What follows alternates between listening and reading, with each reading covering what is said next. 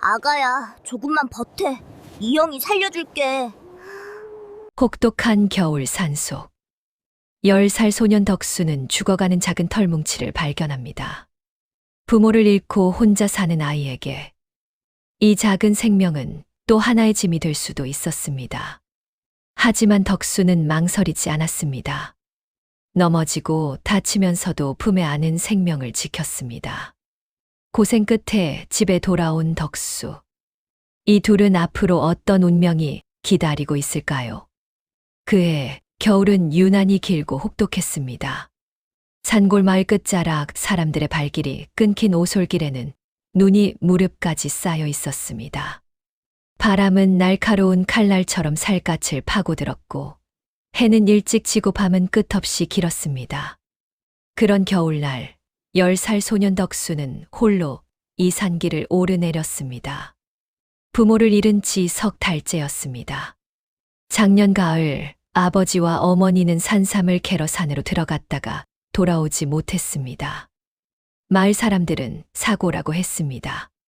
겨울이 일찍 찾아와 갑자기 눈이 내렸고 길을 잃었을 거라고 했습니다. 덕수는 그 말을 믿었습니다. 믿을 수밖에 없었습니다. 그날 이후 덕수는 하루도 쉬지 않고 가장의 몫을 살아야 했습니다. 새벽에 일어나 물을 길어야 했고 땔감을 구해야 했습니다. 이웃에서 나눠주는 좁쌀죽으로 하루를 버텼고 밤이면 홀로 차가운 아랫목에 몸을 웅크렸습니다. 부모님이 계실 때는 따뜻했던 그 자리가 이제는 얼음장처럼 차가웠습니다. 그날도 덕수는 땔감을 구하러 산을 올랐습니다. 등에 지게를 진 채 눈 덮인 산길을 걸었습니다. 발이 눈 속으로 깊이 빠질 때마다 헉헉 숨이 찼지만 멈출 수 없었습니다.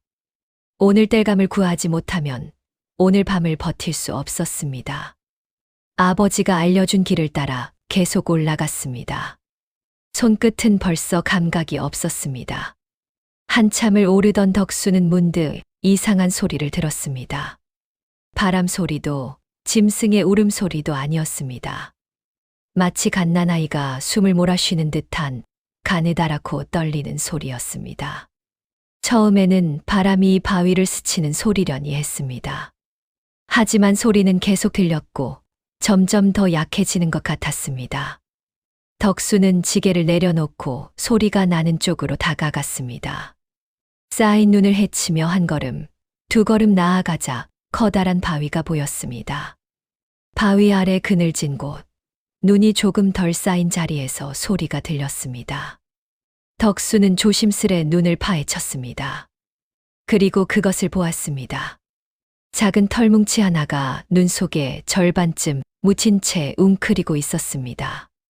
귀는 둥그렇고 몸집은 고양이만 했습니다. 온몸이 눈에 덮여 하얗게 보였지만 가만히 보니 희미한 숨결이 느껴졌습니다. 살아 있었습니다. 간신히. 덕수는 순간 망설였습니다. 지금 돌아가야 했습니다. 땔감을 구해야 했습니다. 이 작은 짐승을 데려간다고 해서 무엇이 달라질까요? 자신도 하루하루 겨우 버티는 형편에. 하지만 그 생각은 잠깐이었습니다.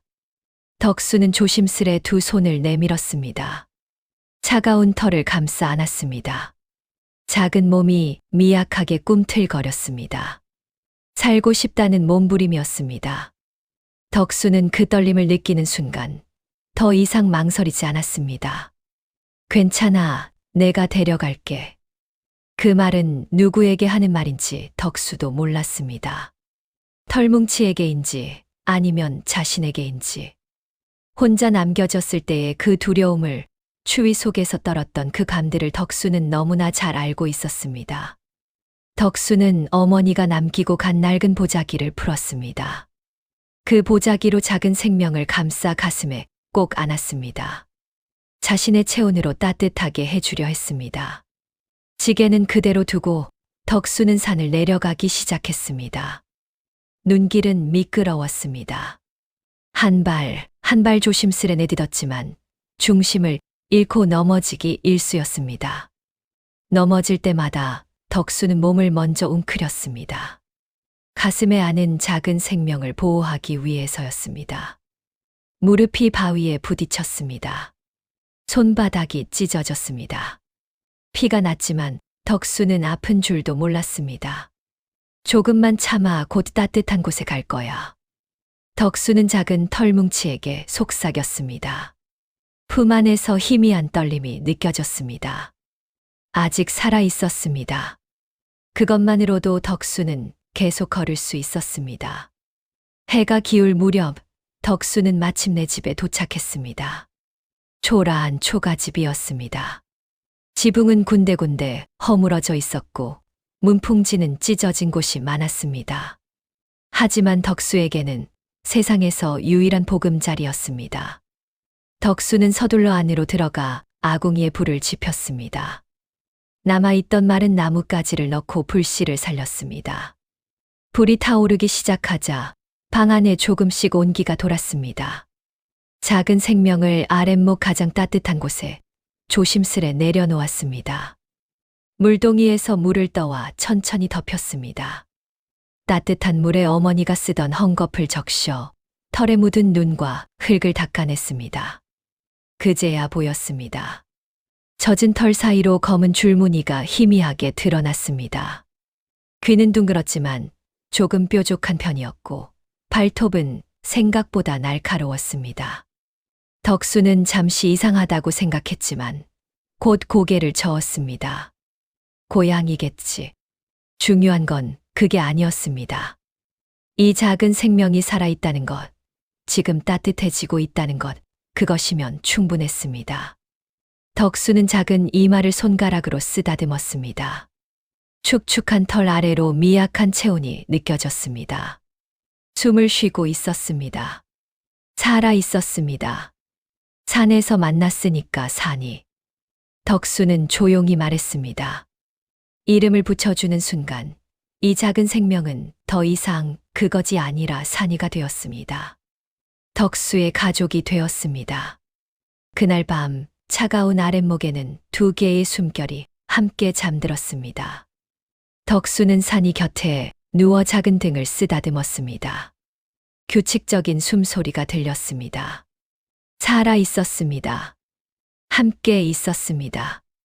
석 달 만에 덕수는 혼자가 아니었습니다. 산이를 키우는 일은 덕수에게 또 하나의 겨울이었습니다. 고양이를 키워본 적도 짐승을 길러본 적도 없던 덕수는 그저 아는 만큼만 했습니다. 어머니가 살아계실 때 동네 고양이에게 생선을 주던 모습이 떠올랐습니다. 고양이는 물고기를 좋아한다고 했습니다. 다음 날 새벽 덕수는 산이를 아랫목에 남겨두고 집을 나섰습니다. 마을 아래 계곡은 완전히 얼어붙어 있었습니다. 두꺼운 얼음 아래로 물소리가 희미하게 들렸습니다. 덕수는 주변에서 주먹만 한 돌을 주워 들었습니다. 숨을 깊이 들이마시고 얼음을 내리쳤습니다. 쾅, 쾅, 쾅. 손이 저렸지만 멈출 수 없었습니다. 7번째 타격에 얼음이 깨졌습니다. 차가운 물이 손등으로 튀었습니다. 덕수는 이를 악물고 손을 물속에 넣었습니다. 뼈가 저리는 추위가 몰려왔습니다. 손끝이 얼어붙는 것 같았습니다. 몇 번이나 손을 빼고 싶었습니다. 하지만 집에 혼자 남아있을 산이를 떠올리면 그럴 수 없었습니다. 배고파서 울고 있을지도 모릅니다. 어젯밤 젖은 천에 물을 적셔 입에 넣어줬지만 그것만으로는 부족했습니다. 조금만 더. 덕수는 물속을 더듬었습니다. 돌 틈새로 손을 넣었습니다. 그때 뭔가 차가운 것이 손바닥에 닿았습니다. 재빨리 움켜쥐었습니다. 물 밖으로 끌어올렸습니다. 작은 산천어 한 마리였습니다. 잡았다. 덕수는 얼어붙은 손을 호호 불며 집으로 달렸습니다. 발이 눈에 빠져도 상관없었습니다. 물고기가 손에서 벗어나지 않도록 꽉 쥐고 뛰었습니다. 집에 도착했을 때 산이는 아랫목에서 조그맣게 울고 있었습니다. 기다려. 형아가 왔어. 덕수는 물고기를 손질했습니다. 어머니가 하던 대로 비늘을 벗기고 내장을 발라냈습니다. 아궁이에 불을 살짝 지펴 살짝 구웠습니다. 집안에 고소한 냄새가 퍼졌습니다. 산이는 코를 벌름거렸습니다. 눈을 크게 뜨고 덕수를 바라봤습니다. 자, 먹어. 덕수가 구운 물고기를 작게 찢어 앞에 놓자 산이는 기다렸다는 듯 허겁지겁 먹기 시작했습니다. 작은 입으로 물고 뜯고 목구멍으로 꿀꺽 삼켰습니다. 너무 급하게 먹어서 살에라도 들릴까 덕수는 등을 쓰다듬어 주었습니다. 산이가 다 먹을 때까지 덕수는 지켜봤습니다. 배는 고팠지만 마음은 이상하게 따뜻했습니다. 산이가 배를 채우는 모습을 보니 자신도 배가 부른 것 같았습니다. 맛있지? 형아가 매일 잡아줄게. 산이는 덕수의 손을 핥았습니다. 거친 혀가 손등을 스쳤습니다. 간지럽고 따뜻했습니다. 그날부터 덕수의 새벽은 계곡에서 시작되었습니다. 며칠이 지나자 산이는 눈에 띄게 기운을 차렸습니다. 처음 만났을 때의 축 늘어진 모습은 사라지고 아랫목을 이리저리 기어다니기 시작했습니다. 작은 발로 덕수의 옷자락을 잡아당기기도 하고 보자기 끝을 물고 늘어지기도 했습니다. 아야, 산아. 그거 어머니 보자기인데. 하지만 덕수는 웃으며 산이를 안아 올렸습니다. 산이는 덕수 품에서 작게 울었습니다. 고양이 같기도 하고 강아지 같기도 한 울음이었습니다. 어느 날 오후 이웃집 소녀 연희가 덕수의 집 문을 두드렸습니다. 덕수야, 있어? 연희는 덕수보다 1살 많았습니다. 할머니와 단둘이 사는 연희는 가끔 이렇게 먹을 것을 몰래 가져오곤 했습니다. 덕수가 혼자가 된 후로는 더 자주 찾아왔습니다. 응, 들어와. 연희가 문을 열고 들어서는 순간 산이가 아랫목에서 고개를 들었습니다. 덕수야, 이게 뭐야? 연희는 눈을 크게 뜨고 산이를 바라봤습니다. 덕수는 잠시 망설이다가 말했습니다. 고양이야. 이름은 산이. 연희는 천천히 다가가 앉았습니다. 산이는 경계하지 않았습니다. 오히려 연희의 손 냄새를 맡으며 고개를 비볐습니다. 연희는 조심스레 산이의 머리를 쓰다듬었습니다. 귀엽다. 근데 좀 이상한데? 이상해? 응. 고양이치고는 귀가 작고 발이 좀 크고. 연희는 잠시 산이를 유심히 보더니 이내 환하게 웃었습니다. 그래도 귀여워. 잘 키워야 해. 연희는 품에서 고구마 2개를 꺼냈습니다. 할머니가 구워주셨어. 같이 먹자. 덕수는 고개를 저었습니다. 아니야. 너 먹어. 난 괜찮아. 할머니가 덕수 주라고 하셨어. 혼자 먹으면 할머니한테 혼나.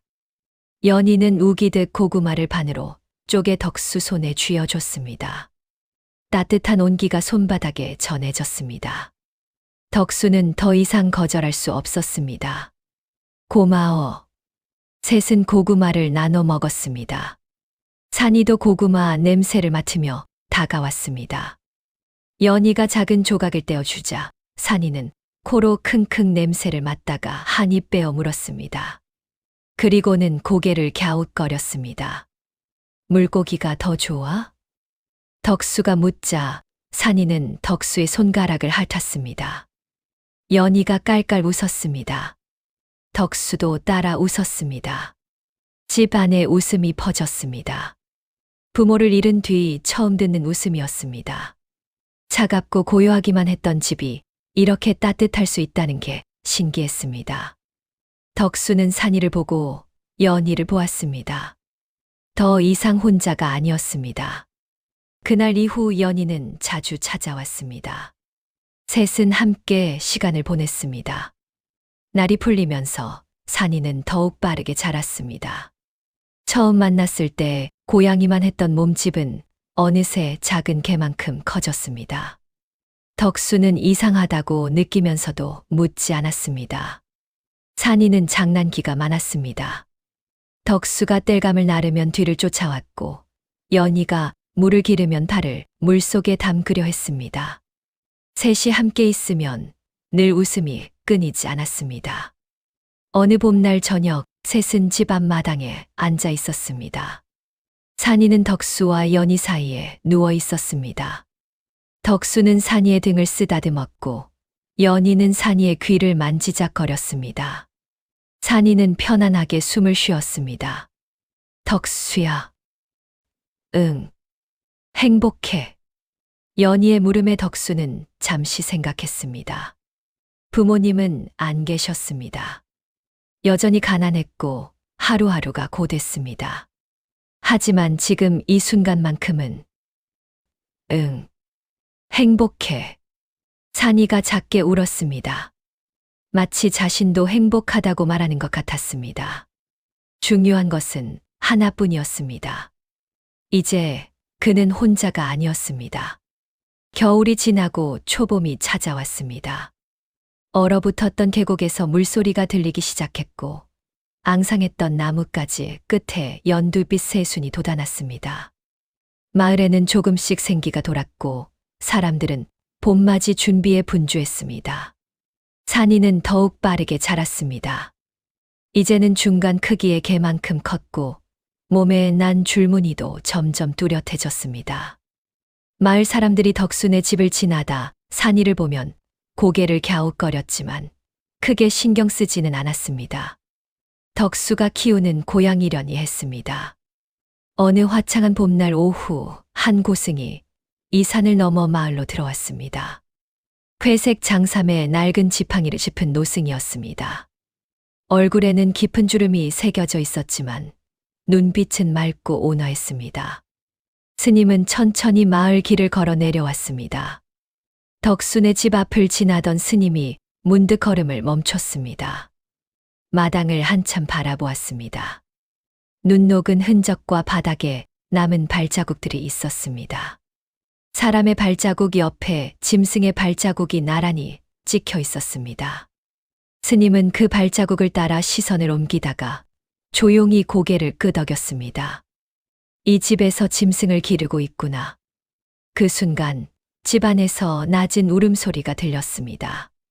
스님의 눈빛이 깊어졌습니다. 스님은 대문 앞에서 목소리를 냈습니다. 주인장 계시오? 덕수는 집 안에서 나왔습니다. 나이 든 스님이 문 앞에 서 있는 걸 보고 깜짝 놀랐습니다. 스님, 무슨 일이십니까? 잠시 물 한 모금만 얻을 수 있겠는가? 아, 예. 들어오십시오. 덕수는 서둘러 물을 떠왔습니다. 스님은 천천히 물을 마시며 주변을 둘러봤습니다. 초라한 집이었습니다.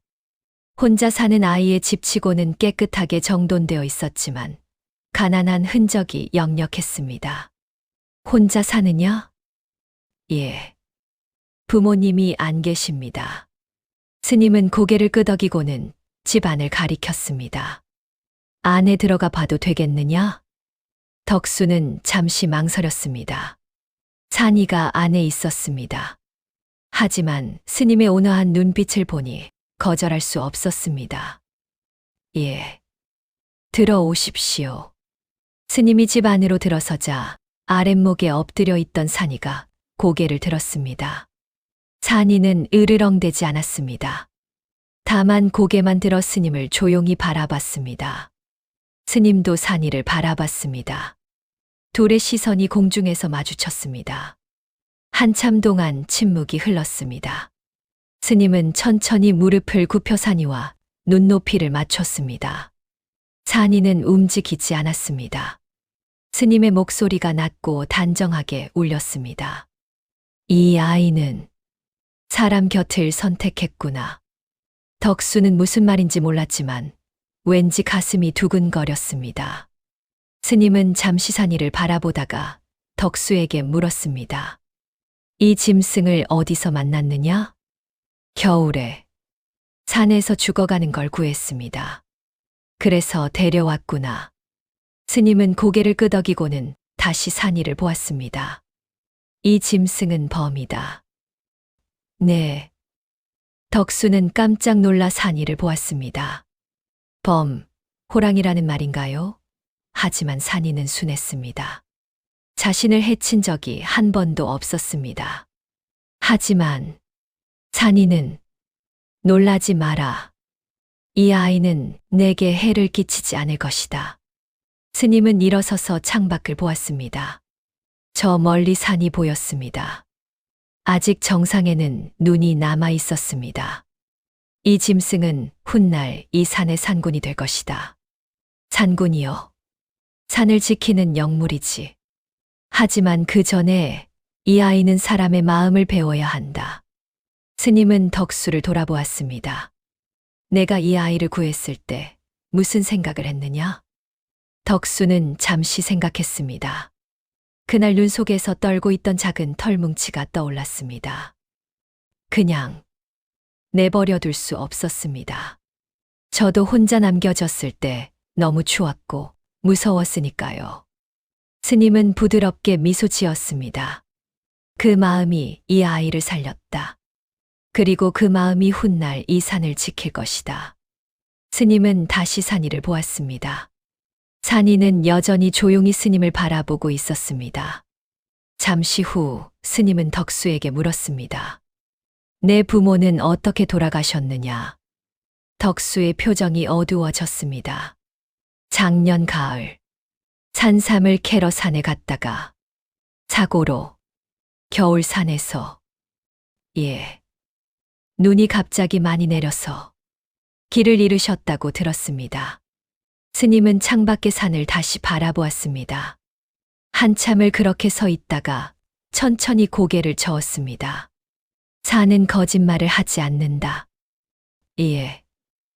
그날 산에는 사람을 죽일 이유가 없었다. 스님의 목소리는 낮았지만 무게가 실려 있었습니다. 덕수는 그 말의 의미를 이해할 수 없었습니다. 무슨 말씀이십니까? 스님은 덕수를 똑바로 바라보았습니다. 내 부모의 죽음은 산이 아니라 사람이 만든 길 위에 있다. 덕수의 가슴이 철렁 내려앉았습니다. 사람이 만든 길, 무슨 뜻일까요? 사고가 아니었단 말인가요? 누군가 부모님을 해쳤단 말인가요? 스님, 그게 무슨... 스님은 손을 들어 덕수의 말을 멈췄습니다. 아직은 때가 아니다. 하지만 언젠가 진실을 마주하게 될 것이다. 스님은 지팡이를 짚고 일어섰습니다. 문 쪽으로 천천히 걸어갔습니다. 문 앞에서 멈춰서서 마지막으로 덕수를 돌아보았습니다. 이 짐승을 잘 돌보아라. 이 아이는 내가 지켜야 할 것을 지킬 것이고 내가 찾아야 할 것을 찾게 해줄 것이다. 스님. 덕수가 불렀지만 스님은 더 이상 말하지 않았습니다. 천천히 마당을 나가 산길로 향했습니다. 덕수는 문 밖까지 따라 나갔지만 스님은 돌아보지 않았습니다. 스님의 모습이 산모퉁이 너머로 사라졌습니다. 덕수는 한참을 그 자리에 서 있었습니다. 스님이 남긴 말들이 머릿속을 맴돌았습니다. 산은 거짓말을 하지 않는다. 부모의 죽음은 사람이 만든 길 위에 있다. 사고가 아니었단 말인가. 산이가 덕수의 다리에 몸을 비볐습니다. 덕수는 산이를 내려다보았습니다. 산이는 고개를 들어 덕수를 바라봤습니다. 그 눈빛은 여전히 맑고 순했습니다. 덕수는 산이를 안아 올렸습니다. 이제 제법 무거웠습니다. 산이는 덕수의 품에서 작게 울었습니다. 산아, 우리 부모님은 정말 사고로 돌아가신 걸까? 산이는 대답하지 않았습니다. 다만 덕수의 목에 얼굴을 묻었습니다. 그날 이후 덕수의 마음에는 처음으로 의심이라는 씨앗이 심어졌습니다. 누군가 부모님을 해쳤을까? 만약 그렇다면 그건 누구일까? 해답은 없었지만 질문은 자라났습니다. 평화로웠던 봄날에 작은 균열이 생기기 시작했습니다. 스님이 다녀간 후 덕수는 밤마다 잠을 이루지 못했습니다. 내 부모의 죽음은 사람이 만든 길 위에 있다. 그 말이 계속 귓가에 맴돌았습니다. 사고가 아니었다면, 누군가 부모님을 해쳤다면, 덕수는 그 생각만으로도 가슴이 답답했습니다. 며칠 후 덕수는 결심했습니다. 부모님이 남긴 물건들을 뒤져보기로 했습니다. 다락에는 부모님의 옷가지와 도구들이 담긴 상자가 있었습니다. 덕수는 차마 열어볼 수 없어서 그대로 두었던 것들이었습니다. 손을 떨며 상자를 열었습니다. 낡은 옷가지 아래로 무언가 딱딱한 것이 손에 닿았습니다. 천으로 쌓인 작은 책이었습니다. 조심스레 천을 풀자 아버지의 장부가 나왔습니다. 덕수는 촛불을 가까이 가져와 장부를 펼쳤습니다. 아버지의 글씨로 빼곡히 적혀 있었습니다. 약초를 캔 날짜, 판 금액, 빚진 금액들이 기록되어 있었습니다. 덕수는 한 장 넘기며 읽어 나갔습니다. 그러다 이상한 점을 발견했습니다. 최 씨에게 진 빚 금액이었습니다. 작년 봄 최 씨에게 은 5냥을 빌렸다고 적혀 있었습니다. 그런데 여름에 약초를 팔아 3냥을 갚았고 가을에 산삼을 팔아 나머지 2냥도 갚았다고 적혀 있었습니다. 빚은 다 갚았다. 하지만 최 씨는 부모님이 돌아가신 후에도 계속 빚이 남아있다고 했습니다. 은 8냥이나 남았다고 했습니다. 덕수의 손이 떨렸습니다. 장부를 다시 확인했습니다. 분명했습니다. 아버지는 빚을 다 갚았다고 기록했습니다. 이게 무슨... 덕수는 상자를 더 뒤졌습니다. 그리고 또 다른 종이를 발견했습니다. 아버지의 친필로 쓰인 각서였습니다. 나 김덕만은 최 씨에게 빌린 는 5냥을 금년 가을까지 모두 갚았음을 확인하노라. 날짜는 작년 가을이었습니다. 부모님이 돌아가시기 한 달 전이었습니다. 빚은 이미 갚았다. 그렇다면 왜 최 씨는 빚이 남았다고 했을까? 왜 8냥이나 남았다고 거짓말을 했을까? 덕수는 그날 밤 연희를 찾아갔습니다. 연희는 할머니와 함께 저녁을 먹고 있었습니다. 덕수의 급한 모습을 보고 할머니가 물었습니다. 덕수야, 무슨 일이냐? 할머니, 작년 가을 우리 부모님이 산에 가시기 전에 무슨 일 없으셨습니까? 할머니는 잠시 생각하더니 고개를 끄덕였습니다. 그러고 보니 그해 가을 최 씨가 너희 집에 자주 찾아왔지. 큰 소리가 들리더구나. 큰 소리요. 최 씨가 빚을 갚으라고 독촉하는 소리였어. 내 어머니가 이미 다 갚았다고 하셨는데 최 씨는 아니라고 우기더구나. 덕수의 심장이 빠르게 뛰었습니다. 그래서 부모님이? 내 아버지가 산삼을 더 캐서 팔겠다고 하셨지. 최 씨가 당장 갚지 않으면 집을 빼앗겠다고 했거든. 할머니는 안타까운 표정으로 덕수를 보았습니다. 그때가 이미 늦가을이었어. 날씨가 추워지고 있었지. 마을 사람들이 말렸지만 내 부모님은 결국 산으로 가셨고 덕수는 주먹을 불끈 쥐었습니다. 최 씨였습니다. 각서를 숨기고 빚을 부풀려서 부모님을 추운 겨울산으로 몰아넣은 건 최 씨였습니다. 최 씨가 우리 부모님을... 연희가 덕수의 손을 잡았습니다. 덕수야, 진정해. 하지만 덕수의 눈에서는 눈물이 흘러내렸습니다. 분노와 슬픔이 뒤섞인 눈물이었습니다. 다음 날 덕수는 마을로 내려갔습니다. 최 씨는 마을 중심부에 큰 기와집을 가지고 있었습니다. 약초 중개상으로 돈을 많이 번 최 씨는 마을에서 가장 부유한 사람 중 하나였습니다. 사람들은 그를 신뢰했습니다. 약속을 지키는 사람, 정직한 상인이라고 믿었습니다. 하지만 이제 덕수는 알았습니다. 그 모든 게 거짓이었다는 것을. 덕수는 최 씨의 집 앞을 지나쳤습니다. 안으로 들어가 따지고 싶었지만 참았습니다. 증거가 있었지만 혼자서는 힘이 없었습니다. 마을 어른들에게 보여줘야 했습니다. 제대로 된 때를 기다려야 했습니다. 집으로 돌아오는 길에 최 씨와 마주쳤습니다. 오, 덕수 아니냐. 최 씨는 반갑다는 듯 웃었습니다. 하지만 그 웃음이 이제는 끔찍하게 느껴졌습니다. 혼자 사는데 힘들지. 요새 약초는 캐고 있느냐? 아직은요. 그래. 너도 이제 컸으니 약초를 배워야지. 내가 도와주마. 내 부모님처럼. 그 말에 덕수는 이를 악물었습니다. 최 씨는 아무것도 모르는 듯 계속 말했습니다. 아, 그리고 내 부모님 빈말인데. 서두르지 않아도 된다. 천천히 갚으면 되니까. 덕수는 고개를 숙였습니다. 최 씨의 얼굴을 보면 참을 수 없을 것 같았습니다. 예. 감사합니다. 최 씨는 만족스럽게 웃으며 자리를 떠났습니다. 덕수는 그 자리에 한참을 서 있었습니다. 주먹을 쥔 손에서 피가 날 정도로 손톱을 깊이 박았습니다. 며칠 후 최 씨가 덕수의 집을 찾아왔습니다.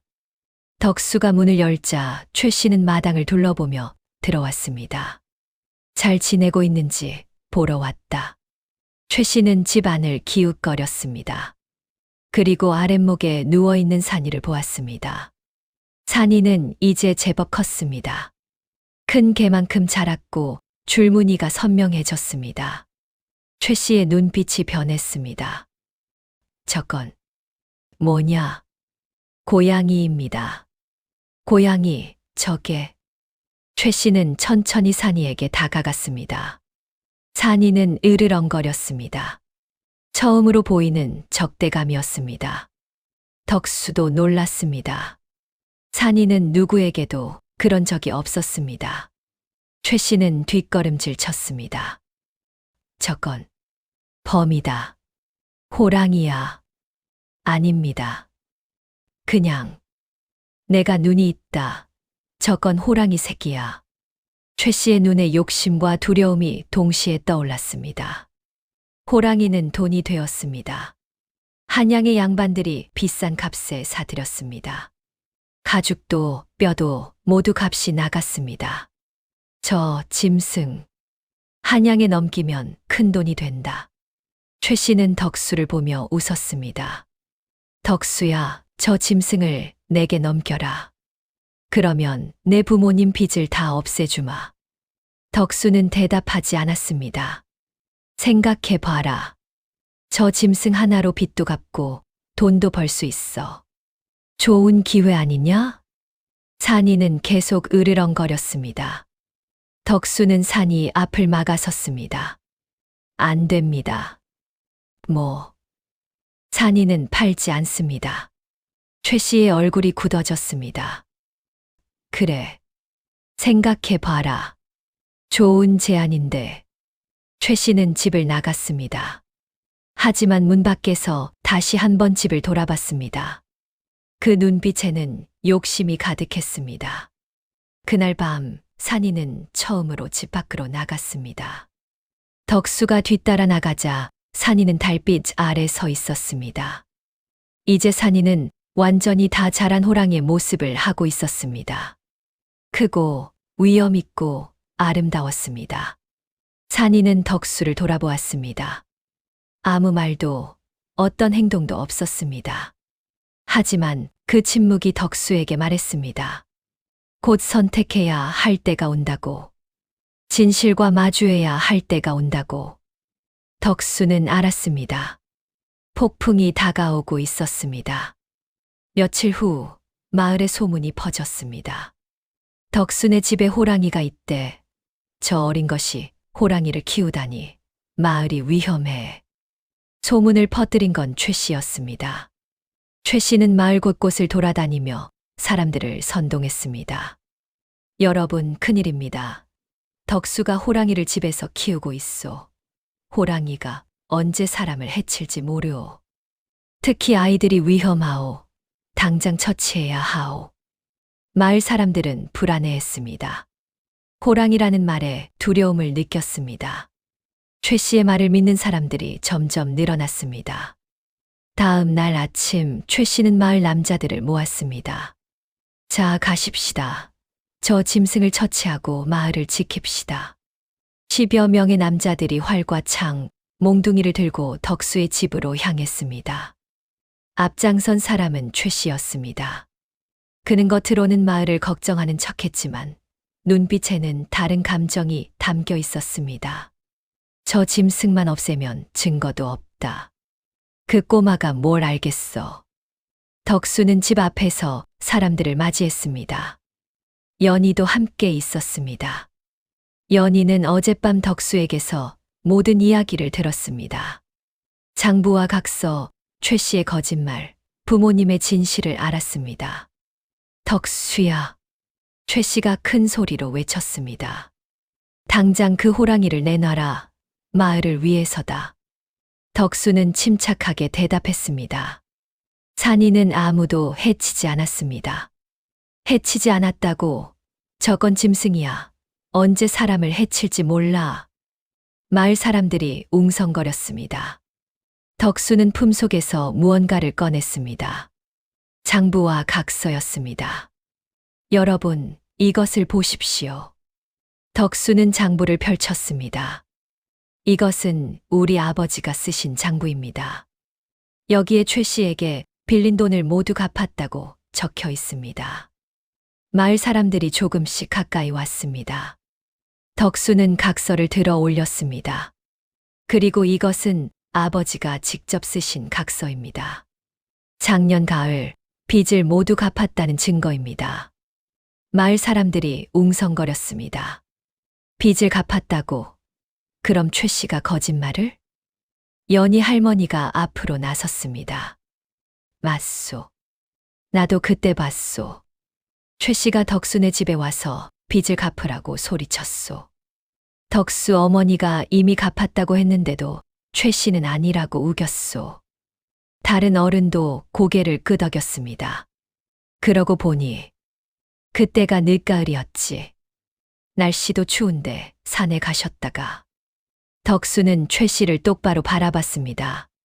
최 씨, 당신이 우리 부모님을 겨울산으로 몰아넣었습니다. 말도 안 돼. 최 씨가 소리쳤습니다. 그게 어디 있다고? 내 부모는 빚을 못 갚아서 스스로. 거짓말입니다. 덕수의 목소리에 힘이 실렸습니다.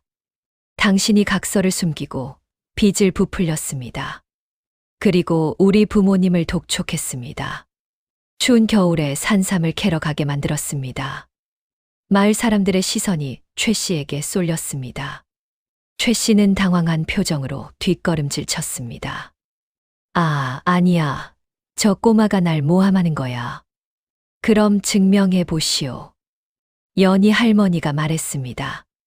당신 집에 장부가 있을 거 아니오? 가져와 보시오.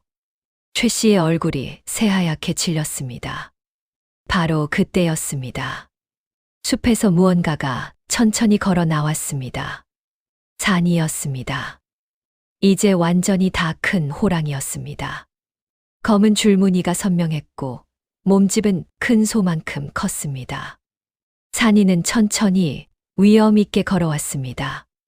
마을 사람들이 비명을 지르며 뒷걸음질 쳤습니다. 호랑이다. 도망쳐. 하지만 산이는 덕수 옆으로만 다가왔습니다. 덕수 곁에 조용히 섰습니다. 다른 사람들에게는 관심이 없었습니다. 연희도 놀랐지만 도망치지 않았습니다. 산이가 덕수를 해치지 않을 거라는 걸 알았습니다. 저걸 죽여야 해. 최 씨가 떨리는 목소리로 외쳤습니다. 그리고 활을 집어들었습니다. 저 짐승을 죽이면 다들 안전해. 최 씨는 활 시위를 당겼습니다. 화살이 날아갔습니다. 쉭. 화살은 산이 곁을 스쳐 지나갔습니다. 빗나간 것이었습니다. 뭐야? 최 씨는 다시 화살을 쐈습니다. 한 발, 두 발, 세 발. 하지만 신기하게도 화살들은 하나도 맞지 않았습니다. 바람에 휘거나 산이가 살짝 몸을 틀거나 아니면 그냥 빗나갔습니다. 마을 사람들이 숨죽여 지켜봤습니다. 어떻게, 저건 영물이구나. 연희 할머니가 조용히 말했습니다. 저 짐승은 사람을 해치려는 게 아니야. 보거라. 덕수만 지키고 있지 않은가.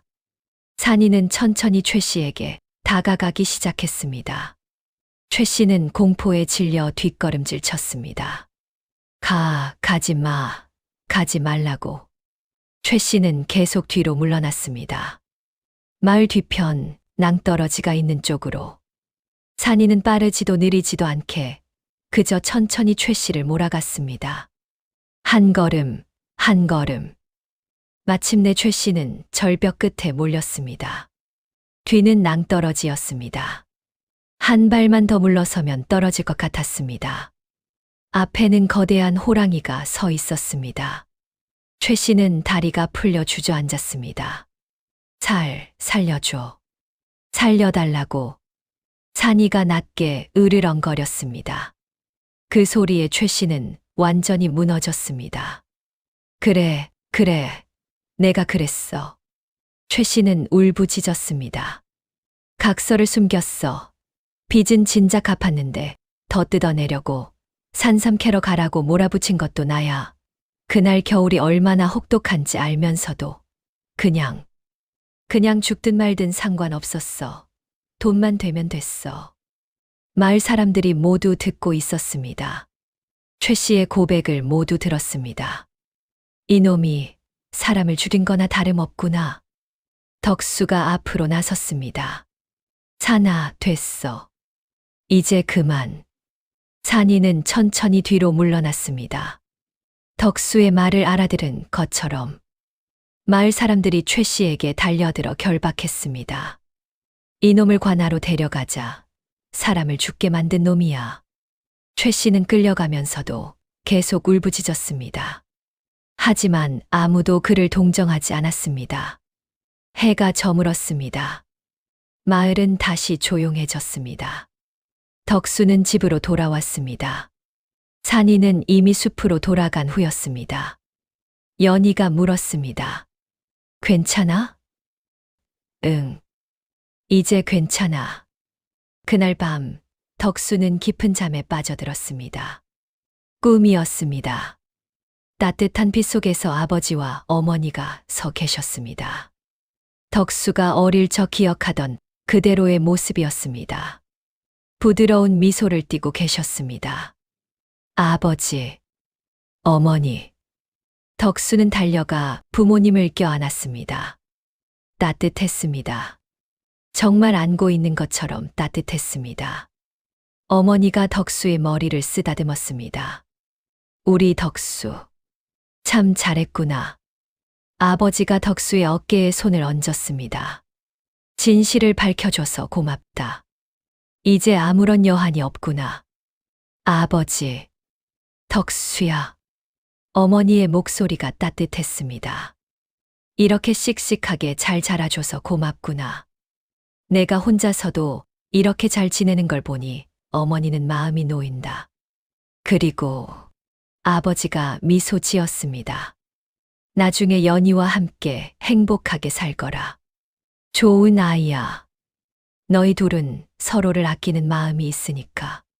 저희를. 그래. 우리가 다 보고 있었단다. 어머니가 덕수의 뺨을 어루만졌습니다. 산이도 잘 돌봤구나. 그 아이는 내가 구해준 거야. 그리고 그 아이가 우리의 억울함을 풀어줬지. 모든 게 인연이란다. 아버지가 말했습니다. 이제 우리는 편히 쉴 수 있게 됐어. 덕수야, 내 덕분이다. 아버지, 어머니, 가지 마세요. 우리는 언제나 너와 함께 있단다. 어머니가 덕수를 꼭 안았습니다. 행복하게 살아라. 그게 우리의 바람이야. 빛이 점점 밝아졌습니다. 부모님의 모습이 희미해졌습니다. 하지만 따뜻함은 남아 있었습니다. 사랑한다, 우리 아들. 덕수는 눈을 떴습니다. 아침 햇살이 방 안으로 들어오고 있었습니다. 뺨에 눈물이 흘러내리고 있었습니다. 하지만 슬픈 눈물이 아니었습니다. 가슴 한편이 따뜻했습니다. 부모님이 편히 쉬고 계신다는 걸 알았습니다. 그리고 자신을 축복해 주셨다는 걸 알았습니다. 덕수는 창밖을 바라보았습니다. 산이 보였습니다. 저 산 어딘가에 산이가 있을 것입니다. 고마워, 산아. 그리고 안녕. 이제 모든 것이 정리되었습니다. 이제 새로운 시작이었습니다. 며칠 후 덕수는 산이를 찾아 산으로 올라갔습니다. 연희도 함께였습니다. 둘은 말없이 산길을 걸었습니다. 봄바람이 불어왔고 새들이 지저귀었습니다. 계곡에서는 물소리가 들렸습니다. 산 중턱쯤 올라갔을 때 산이가 나타났습니다. 산이는 이제 완전한 산군의 모습이었습니다. 위엄 있고 아름다웠습니다. 하지만 덕수를 보는 눈빛은 여전히 따뜻했습니다. 덕수는 산이에게 다가가 무릎을 꿇었습니다. 산이의 머리를 쓰다듬었습니다. 한때는 손바닥에 들어오던 작은 털뭉치였는데 이제는 이렇게 컸습니다. 산아. 덕수의 목소리가 떨렸습니다. 이제 내 자리로 가야 해. 산이는 가만히 있었습니다. 덕수의 손길을 느끼고 있었습니다. 넌 이 산의 산군이야. 사람 곁이 아니라 저 깊은 산이 내 집이야. 연희도 다가와 산이를 쓰다듬었습니다. 잘 지내야 해, 산아. 우리 잊지 말고. 덕수는 일어섰습니다. 뒤돌아서기 전에 마지막으로 산이를 바라봤습니다. 고마워. 우리 부모님의 억울함을 풀어줘서. 산이가 작게 울었습니다. 그 울음에는 여러 감정이 담겨 있었습니다. 슬픔도, 감사도, 그리움도. 덕수는 등을 돌렸습니다. 산을 내려가기 시작했습니다. 연희가 손을 잡아주었습니다. 눈물이 흘렀지만 덕수는 뒤돌아보지 않았습니다. 산이는 몇 번이나 그 자리를 맴돌았습니다. 덕수를 따라가고 싶었지만 알고 있었습니다. 이제는 갈라져야 할 때라는 것을. 산이는 천천히 숲속으로 들어갔습니다. 덕수가 남긴 자리에는 큰 발자국 하나만 남았습니다. 이별은 짧았습니다. 울음은 없었습니다. 하지만 인연은 끝나지 않았습니다. 세월이 흘렀습니다. 봄이 가고 여름이 왔고, 가을이 지나고 겨울이 왔습니다. 그렇게 계절이 몇 번이나 바뀌었습니다. 덕수는 성실하게 살았습니다. 약초를 캐고 밭을 일구었습니다. 마을 사람들은 그런 덕수를 돕고 아꼈습니다. 최 씨가 관에서 벌을 받은 후 사람들은 덕수에게 더욱 따뜻하게 대했습니다. 연희는 여전히 자주 찾아왔습니다. 둘은 함께 일하고 함께 웃었습니다. 시간이 흐르면서 둘 사이의 마음도 깊어졌습니다. 그리고 마침내 덕수와 연희는 결혼했습니다. 마을 사람들이 모두 모여 축하해 주었습니다. 작은 잔치였지만 따뜻했습니다. 덕수는 연희의 손을 잡고 미소 지었습니다. 연희도 미소로 답했습니다. 잔치가 무르익을 무렵 낯익은 모습이 마을로 들어왔습니다. 회색 장삼을 입은 노승이었습니다. 몇 년 전 덕순의 집을 찾았던 그 스님이었습니다. 스님. 덕수는 반갑게 달려갔습니다. 스님은 온화하게 웃으며 고개를 끄덕였습니다. 축하한다. 좋은 인연이구나. 스님께서 오실 줄은 몰랐습니다. 지나가는 길에 들렀지. 마침 좋은 날이구나. 스님은 덕수와 연희를 바라보았습니다. 둘이 함께하면 어떤 어려움도 이겨낼 수 있을 것이다. 서로를 아끼고 의지하며 살 거라. 감사합니다, 스님. 스님은 잠시 산을 바라보았습니다. 그리고 조용히 말했습니다. 그리고 산구는 여전히 그대를 지켜보고 있을 것이다. 덕수의 가슴이 뛰었습니다. 산이. 오랜만에 듣는 이름이었습니다. 이 산이 있는 한 그 인연은 끊어지지 않는다. 비록 함께하지 않아도 그 마음은 언제나 함께할 것이다. 스님은 덕수의 어깨를 가볍게 두드렸습니다. 잘 살거라. 그것이 그 아이에게 줄 수 있는 가장 큰 선물이니까. 스님은 잔치에 오래 머물지 않았습니다. 축복을 남기고 다시 산길로 떠났습니다. 덕수는 스님이 사라질 때까지 지켜봤습니다. 그날 밤 덕수와 연희의 신방에서 창밖을 보니 달이 밝았습니다. 멀리 산 위에서 낮은 울음소리가 들렸습니다. 호랑이의 울음이었습니다. 덕수는 미소 지었습니다. 산이구나. 연희가 덕수의 손을 잡았습니다. 축하해 주는 거야. 응. 그런 것 같아. 세월은 계속 흘렀습니다. 이듬해 봄 첫 아이가 태어났습니다. 건강한 아들이었습니다. 덕수는 아이를 안고 눈물을 흘렸습니다. 아이의 첫 생일날 집 앞에 큰 멧돼지 한 마리가 놓여 있었습니다. 누가 놓고 갔는지는 몰랐지만 덕수는 알았습니다. 산이가 보낸 거구나. 그 후로도 가끔씩 집 앞에는 짐승이 놓여 있었습니다. 생일날, 명절날, 특별한 날이면 어김없이 나타났습니다. 아이들이 산에서 길을 잃었을 때면 멀리서 호랑이 울음소리가 들렸습니다. 그 소리를 따라가면 집으로 가는 길을 찾을 수 있었습니다. 마을 사람들은 말했습니다. 이 산에는 산군이 살아. 우리를 지켜주는 영물이지. 덕수네와 인연이 있다더라. 덕수는 그 말을 들을 때마다 산을 바라보며 미소 지었습니다. 세월이 많이 흘렀습니다. 덕수의 머리는 희끗희끗해졌고 연희의 얼굴에도 주름이 깊어졌습니다. 아이들은 자라 장성했고 손주들이 생겼습니다. 어느 가을 저녁 덕수는 마당에 앉아 손주를 무릎에 앉혔습니다. 5살 난 손주가 물었습니다. 할아버지, 저 산에 정말 호랑이가 살아요? 그럼 산군님이 계시지. 산군님이요? 응. 할아버지한테도 형제가 있었단다. 형제요? 할아버지는 외동이라고 하셨잖아요. 덕수는 손주의 머리를 쓰다듬으며 웃었습니다. 그래. 사람 형제는 아니었지. 하지만 나보다 더 소중한 형제였어. 어떤 형제인데요? 글쎄. 언젠가 다 자라면 이야기해 줄게. 손주가 투정을 부렸지만 덕수는 웃기만 했습니다. 해가 지고 어둠이 내렸습니다. 손주는 집 안으로 들어갔고 덕수는 잠시 더 마당에 앉아 있었습니다. 달이 떠올랐습니다. 산 위에서 낮은 울음소리가 바람을 타고 흘러왔습니다. 우우. 덕수는 그 소리를 듣고 미소 지었습니다.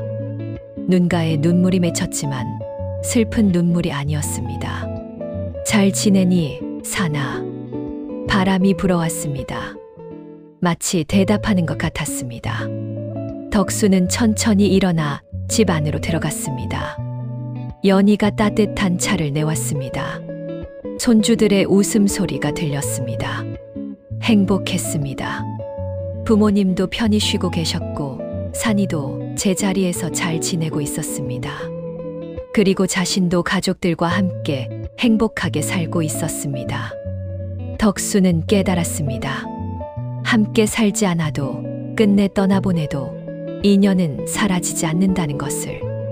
산은 오늘도 그 자리에 있었고 산구는 여전히 지켜보고 있었습니다. 그리고 그 마음은 영원히 이어질 것이었습니다. 여러분, 오늘 들려드린 이야기는 어떠셨습니까?